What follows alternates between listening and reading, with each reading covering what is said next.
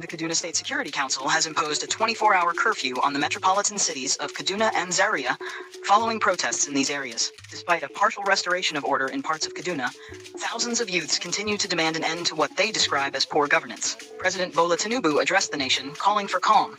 However, protesters claim that their demands were not adequately addressed. In a statement issued on Monday, Samuel Arawan, overseeing Commissioner of the Ministry of Internal Security and Home Affairs, explained that the curfew was enacted to ensure peace. The Kaduna State Security Council, under the leadership of Governor Ubasani, after reviewing the security situation in the state, informs citizens of the following. There is clear evidence that the ongoing protests have been hijacked by criminal elements, resulting in looting and the destruction of private and public property.